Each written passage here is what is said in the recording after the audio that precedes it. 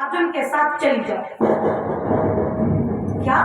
लेकिन भैया भगवान ने कहा चिंता मत करो, मैं सब संभालूंगा, तुम अर्जुन के साथ चली जाओ, लेकिन याद रखना अर्जुन मेरा मित्र है और मित्रता के रिश्ते को कलंकित मत करना, मित्रता के रिश्ते को बदनाम मत करना। इसलिए मैं चाहता हूँ कि रथ का संचालन तुम स्वयं करना, ताकि अगर दुनिया के लोग कुछ कहे तो कोई ये न कहे कि अर्जुन सुभद्रा को ले गया, अगर कोई कहे तो ये कहे कि सुभद्रा अर्जुन को ले गई।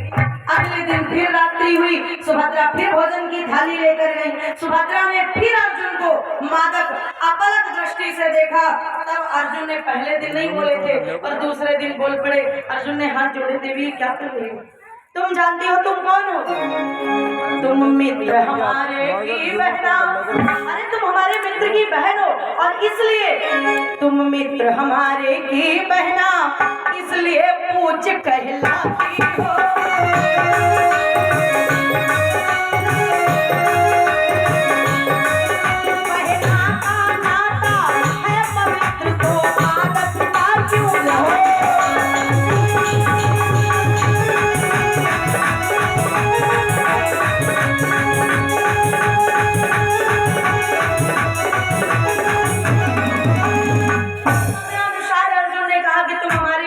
बहन हो, इसलिए तुम्हारी यह दृष्टि उचित नहीं है। सुभद्रा ने कहा मैंने अपने मन मंदिर में आपको पति का स्थान दिया है। अर्जुन बोले गलत है, पहली बात तो हमारी मित्र की बहन हो इसलिए, और दूसरी चीज मैं जानता हूँ तुम्हारे विवाह की घोषणा हमारे भैया दुर्योधन के साथ हो चुकी है, इसलिए मैं तुम्हें पत्नी के रूप में स्वीकार नहीं कर सकता। सुभद्रा बोली किसी भी हालत में नहीं, किसी भी हालत में नहीं। अर्जुन बोले कर सकता हूँ अगर बड़े भैया बलराम कन्यादान करें और तुम्हारे दूसरे भैया कन्हैया आज्ञा दे।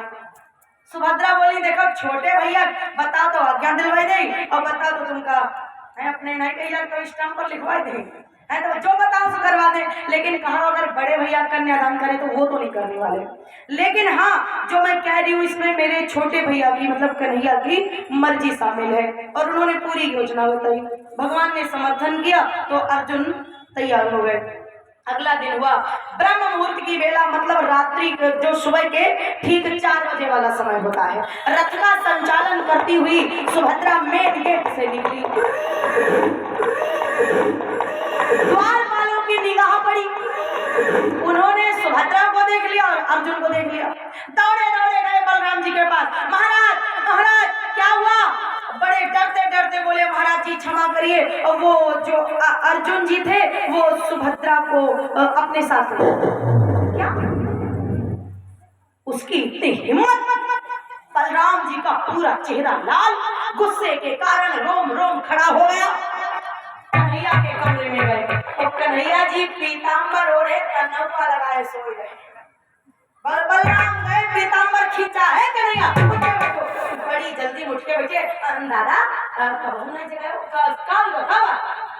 बलराम ने कहा तुम जानते हो वो तुम्हारा मित्र जिसके मित्रता के गुण गाते हुए तुम थकते नहीं हो, जिसकी प्रशंसा करते हुए तुम्हारी जीभ थकती नहीं है, वो अर्जुन। दादा अब क्या हुआ अर्जुन को? बैठे बुलाऊं? उसकी तबीयत खराब हो गई, बुखार आ गया क्या? उसकी तबीयत खराब हो गई, डॉक्टर बुलाऊं? बलराम बोले तबीयत उसकी खराब नहीं हुई, उसने हमारी तबीयत खराब कर दी। क्या हुआ है? अरे बोले वो सुभद्रा को ले गया। क्या? एकदम से कन्हैया जी ऐसे खड़े हुए जैसे मालूम हो कुछ पता ही नहीं, मतलब अनजान एकदम से खड़े हुए। उस अर्जुन की इतनी हिम्मत, मेरी बहन को ले गया, मित्रता के रिश्ते को बदनाम कर दिया। बड़े भैया अर्जुन को मैं जिंदा नहीं छोड़ूंगा, अर्जुन का सर काट लूंगा। अरे ऐसे मित्र से मैं मित्र का न होना अच्छा है, मैं अर्जुन को जिंदा नहीं छोड़ूंगा। बलराम बोले ये बड़ी बड़ी बातें बाद में आपको पहले रथ आपको चलो, नहीं तो वो ज्यादा दूर निकल जाएंगे। भगवान ने बड़ी जल्दी रथ तैयार किया और रथते ज्यादा हाथन पाए ज्यादा जीव चलावे दादा हम छोड़ की अर्जुन कैसे हो रहा है मौका मिला हम सर काट लेंगे उसका, जिंदा नहीं छोड़ेंगे उसको। और दादा तुम देखा वो हम काट रहे अभय लेने हमारी भगवान सी देखी बूंदे देखिए ना अभय रुको दादा तुम देखा हो। रथ का संचालन करते हुए आगे बढ़े, चलते चलते भगवान खूब बड़बड़ा जाए मतलब गुस्से में। जब थोड़ा नजदीक पहुंचे दिखाई दिया और रथ कौन हाँक रहा था? रथ हाँक नहीं रहा था, रथ हाँक रही थी। तो भगवान की योजना थी ना, भगवान कृष्ण की। भगवान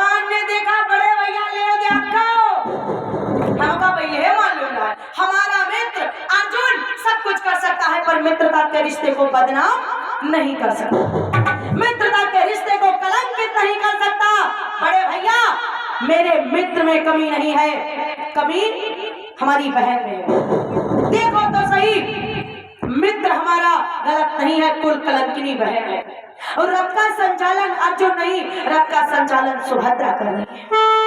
भगवान ने सोचा था, मतलब योजना बनाई थी कि जब मैं कहूंगा कि रथ का संचालन सुभद्रा करी, मतलब सुभद्रा लिए जा रही अर्जुन को, तो बड़े भैया कहेंगे एक काम करो, आखिर अपनी बहनी है, बहनी ने कहा जान दो या बुला लो, शादी कर दो। ये भगवान ने कहा, मन में सोचा था कि जब मैं कहूंगा कि मैं अपनी बहन का सर काट लूंगा, तो भगवान कहेंगे अरे बहनी है, मान लो मित्र भले सर काट लो जाए लेकिन बहनी बहनी है, तो वो कह देंगे नहीं छोड़ो बात खत्म करो। भगवान ने कहा बड़े भैया मैं सुभद्रा का सर काट लूंगा।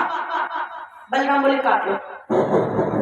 क्या दादा, मैं बाण चला दूंगा और सुभद्रा का सर धड़ से अलग हो जाएगा, मर जाएगी वो। भगवान बोले, बलराम बोले मैं आज्ञा दे रहा हूं, चलाओ बाण चलाओ, ऐसी बहन की हमें कोई जरूरत नहीं, कोई आवश्यकता नहीं। अब क्या करें, योजना तो उल्टी हो गई। ये सोच रहा है कि हम कहेंगे हम सर काट देंगे, बलराम मना कर देंगे, बलराम ने आगे काट दो इसका सर। भगवान ने सोचा समझा, बोले दादा फिर हम काटे ले, सर काटे ले, बाण चला दे। अरे बोले चलाओ बाण, काट दो इसका सर। और का भगवान ने देखा दादा के कौन सी हमारी तुम्हारी सगी बहनी है, घर की बेड ढूंढ ली दूसरी, भाई सगी बहनी तो है ना, दूसरी ढूंढ लो, मंदिर में मिल ही रहा है बोले बाबा वाले। और जहां याद आया कि ये हमारी सगी बहन नहीं, मंदिर में मिली हुई अपनाई हुई बहन है, बलराम ने कहा कन्हैया बाण वापस कर दो। क्यों? बोले इसका सर नहीं काट सकते, हमारी सगी बहन होती तो शायद, लेकिन हम इसका सर नहीं काट सकते। क्यों? क्योंकि अगर आज इसका सर काट लिया तो भविष्य में कोई भी बहन किसी बिना बहन के भाई की कलाई में राखी नहीं बांधेगी। लोग कहेंगे जब वही गुड़ काट लेगा तो तुम कहोगे भाई भगवान ने ऐसा किया तो तुम क्या करोगे, इसलिए हम इसका सर नहीं काट सकते। जहां बलराम जी नरम पड़े, दुनिया की आदत है, भगवान वाले भगवान ने, दुनिया की आदत है, एक आदमी बहुत गुस्से में होए और आपको पड़ जाओ भैया अब कोई बात नहीं शांत हो जाओ, और जितने कहा शांत हो जाओ उससे फिर भैया आगे जब कहीं रहो लड़ाई रोक रो भैया शांत जाओ, वही पर कहा दो तुम हटो हमें नहीं अब देखे ले, अब देखे लो तो भाई काम की किराए पता नहीं होती, अब देखे ले काहे देखे ले, अब इसलिए देखे ले कहे कि अब पता है कि बीच में एक नक्शेबाजी दिखैया, मतलब रुपया टुकैया है। भगवान ने कहा दादा मैं इसका सर काटने ले रहा हूँ, बलराम ने कहा नहीं बाण चलाना मत। भगवान बोले दादा बाण गाओ छोड़ दे। अरे नहीं कन्हैया हम इसका सर नहीं काट सकते। भगवान बोले दादा हम छोड़ ही नहीं कैसे। भगवान ने कहा कौन सी सगी बहन है? बलराम कहते इसलिए तो सर नहीं काट सकते क्योंकि ये हमारी सगी बहन नहीं है। भगवान बोले फिर क्या करियो? बलराम करियो का जान दो